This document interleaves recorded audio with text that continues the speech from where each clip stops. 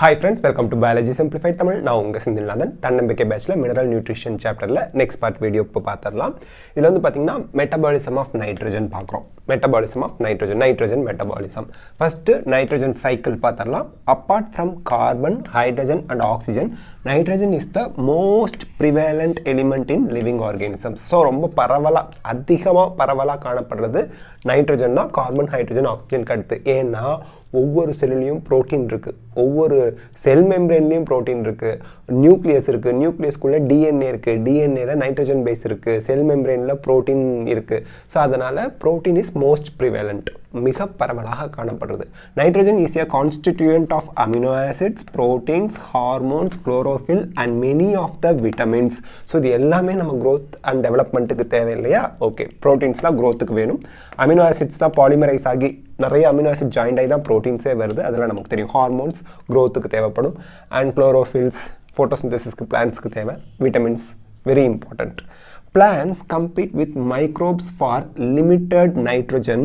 அதாவது பிளான்ட் வந்து யாரோட போட்டி போடுறாங்க? மைக்ரோ ஆர்கானிசத்தோட, பாக்டீரியா, ஃபங்கை, அவங்களோட போட்டி போடுறாங்க. For the limited nitrogen that is available in the soil. Limited நைட்ரஜன்னா அட்மாஸ்பியரில் நைட்ரஜன் இருக்குது, நிறைய இருக்குது, அதிக அளவில் இருக்குது. பட் சாயிலில் இருக்கக்கூடிய நைட்ரஜனோட அளவு ரொம்ப ரொம்ப குறைவு. அதனால் பிளான்ட் வந்து மைக்ரோ ஆர்கானிசத்தோட போட்டி போடுது அதை எடுத்துக்கிறதுக்கு. Thus nitrogen is a limiting nutrient for both natural and agricultural ecosystem. இது ரொம்ப லிமிட்டிங் நியூட்ரியன்ட்னா ரொம்ப குறைவான நியூட்ரியன்ட் தான் சாயிலில் இருக்குது, because that is compete with microorganisms. Nitrogen exists as two nitrogen atoms joined by very strong triple covalent bond N2. Nitrogen N2. So அந்த மூணு covalent bond N triple bond N இருக்கு, அது covalent bond. The process of conversion of nitrogen to ammonia is termed as nitrogen fixation. This is very important. Nitrogen fixation னா என்ன அர்த்தங்க? நைட்ரஜனை அமோனியாவை convert பண்ணால் அதுதான் nitrogen fixation. இது கொஸ்டினில் கேட்பாங்க, பார்த்துங்க. நைட்ரஜனை அமோனியாவாக கன்வெர்ட் பண்ணால் நைட்ரஜன் ஃபிக்சேஷன். அமோனிஃபிகேஷன் ஒன்று இருக்குது, அது இது கிடையாது, அது வேறு, பார்க்கலாம்.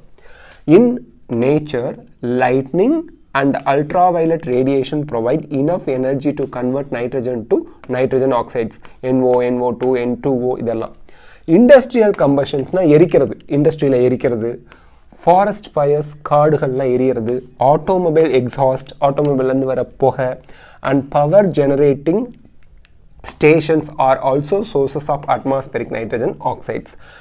அட்மாஸ்பியரில் இருக்கிறது அதோட சோர்ஸ் சொல்கிறாங்க, பட் சாயிலில் இருக்கணும், அதான் இம்பார்ட்டன்ட்.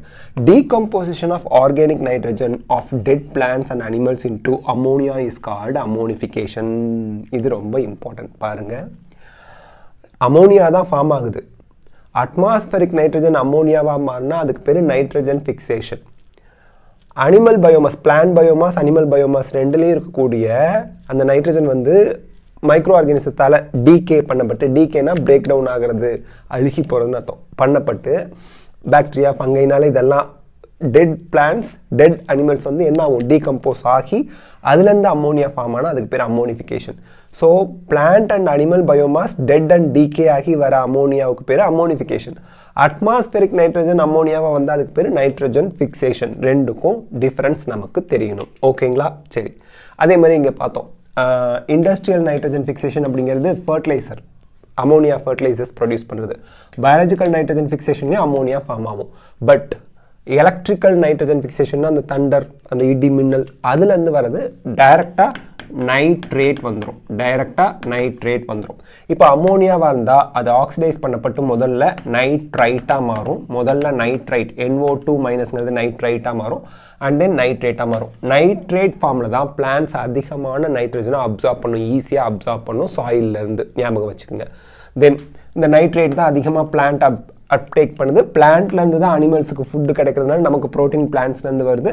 அண்ட் தென் இது ரெண்டும் டெட் அண்ட் டீகே ஆனிச்சுன்னா தென் அமோனிஃபிகேஷன் சொல்லி அமோனியா ஃபார்ம் பண்ணுது. இதுதான் இந்த ஃப்ளோ சார்ட்டுக்கான எக்ஸ்ப்ளனேஷன், ரொம்ப ஈஸி தான். Next, so some of this ammonia, இந்த அமோனிஃபிகேஷன் இருக்கு இல்லையா, இந்த அமோனியா வந்து வாலட்டலைசஸ். வாலட்டலைசஸ் அப்படின்னா என்ன அர்த்தம்? வாலட்டலைஸ் ஆகிறதுனா சால்யூபிள் ஃபார்மில், சொல்யூஷனில் இருக்கிறது இவாப்ரேட் ஆகி கேசியஸ் ஃபார்மில் போகிறது, volatilises.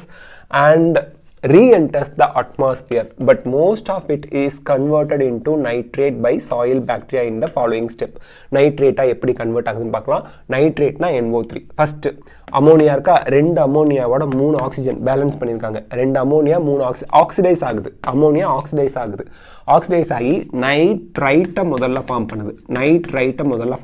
And H+ and H2O form பண்ணுது. ஓகேங்களா, இதை ஃபார்ம் பண்ணுறது இந்த நைட்ரைட்டை ஃபார்ம் பண்ணுறதுக்கு எந்த பாக்டீரியா நல்லா பார்த்துங்க. Ammonia is first step oxidised to nitrite NO2- by bacteria nitrosomonas and Nitrococcus.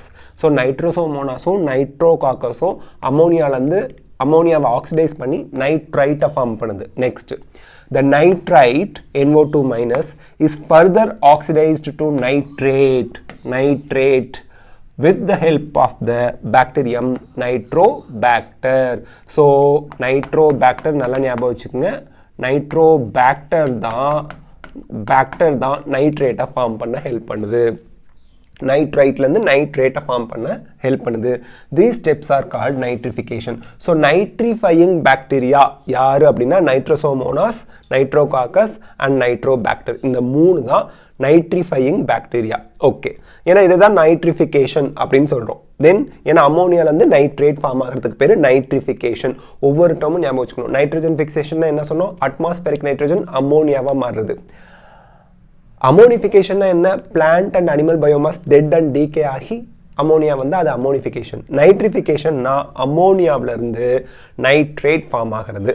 Then these nitrifying bacteria are chemo autotrophs. Chemo ஆட்டோட்ராப்ஸ்னா they prepare their own food by oxidising inorganic compounds. இந்த organic or inorganic காம்பவுண்ட்ஸை oxidise பண்ணி அதுலேருந்து வர எனர்ஜியை use பண்ணி இவங்க அவங்களோட ஃபுட்டை தயாரிச்சுப்பாங்க. எனர்ஜி சோர்ஸ் வந்து inorganic compounds for chemo autotrophs அப்படிங்கிறது நம்ம ஞாபகம் வச்சுக்கணும்.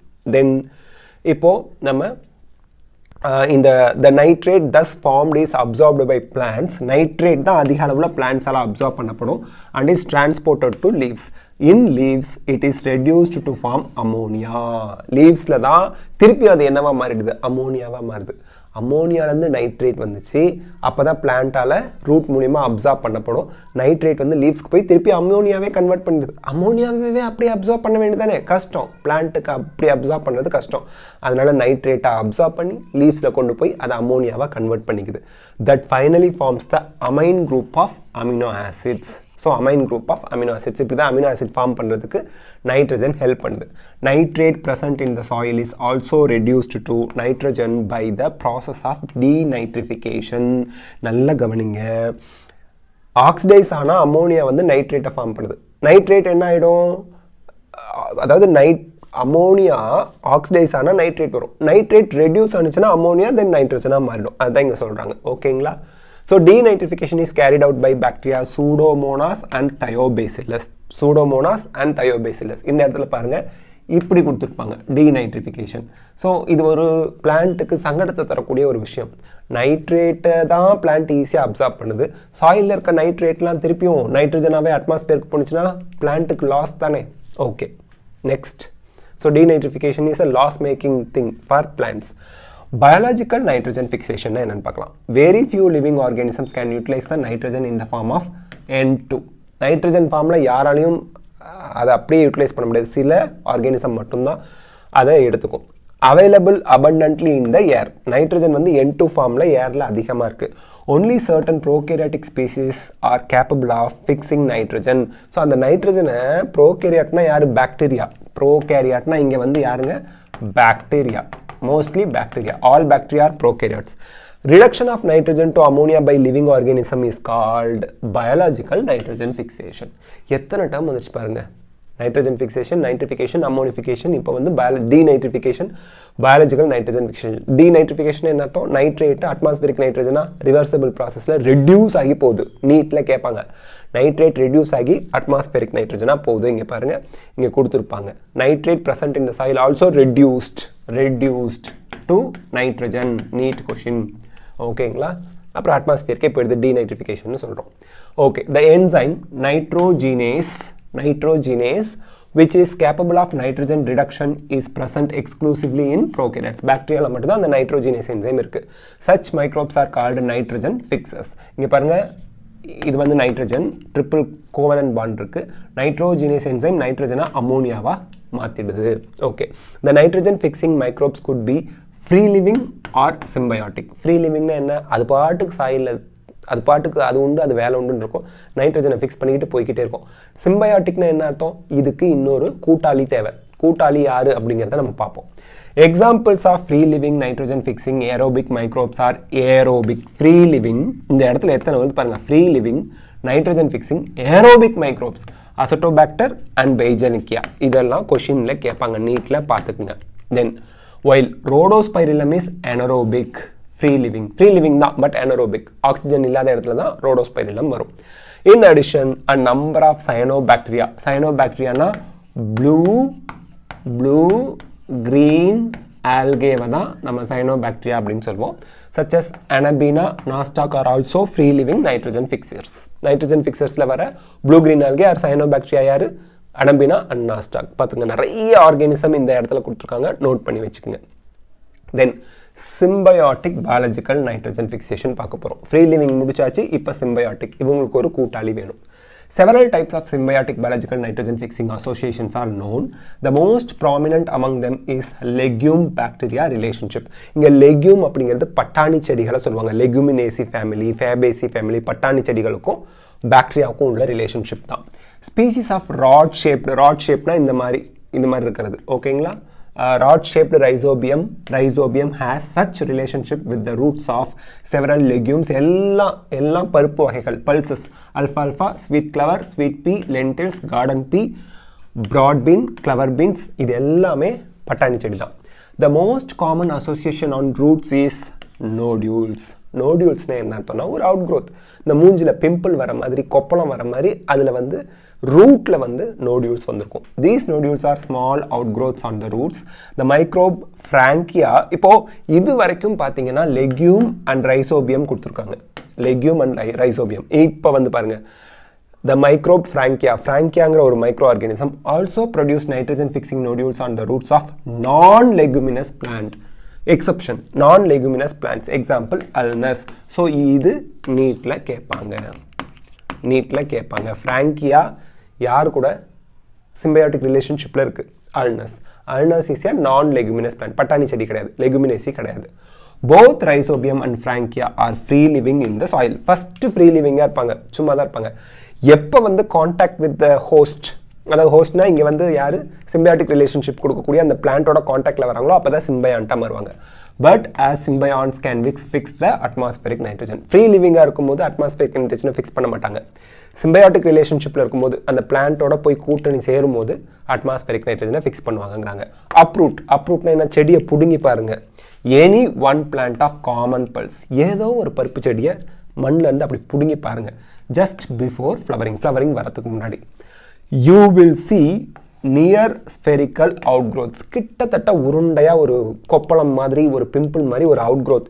ரூட் இப்படி இருக்கு அப்படின்னா இந்த ரூட்ல ஒரு அவுட்க்ரோத்தை பார்ப்பீங்க. இது மேலே செடியெல்லாம் இருக்கு, ஓகேங்களா? பட்டாணி செடி மேலே இருக்கு, ஓகே. அவுட்க்ரோத்தை பார்ப்பீங்க on the roots. These are nodules. அந்த அவுட்க்ரோத் தான் நோடியூல்ஸ் அப்படிங்கிற. நியர் ஸ்பெரிக்கல், அதாவது வட்டமா, கிட்டத்தட்ட வட்ட வடிவில் இருக்கு. If you cut through them, அந்த கொப்பளத்தை இப்படி கட் பண்ணி பார்த்தீங்க அப்படின்னா you will notice that the central portion of the red or pink, இதில் central portion ரெட் கலர்லையோ இல்லை பிங்க் கலர்லையோ இருக்கும். காரணம் என்ன? What makes the nodules pink? This is due to the presence of leguminous hemoglobin or leg hemoglobin. It is a pigment. leg hemoglobin அப்படிங்கிறது ஒரு pigment. anaerobic கண்டிஷன்ல தான் இது ஆக்டிவாக இருக்கும். நைட்ரஜன் ஃபிக்சேஷனுக்கு ஹெல்ப் பண்ணுற பிக்மெண்ட்டுக்கு பேர் leg hemoglobin. So with this we complete the session. Next செஷனில் நம்ம இந்த சாப்டரை கம்ப்ளீட் பண்ணிடலாம். இந்த வீடியோ உங்களுக்கு ஹெல்ப்ஃபுல்லாக இருக்கா? லைக், ஷேர், கமெண்ட் பண்ணுங்கள். பயாலஜி சிம்பிளிஃபைட் தமிழ் சேனலுக்கு சப்ஸ்கிரைப் பண்ணுங்கள். Because your support is our strength. Thank you. Take care.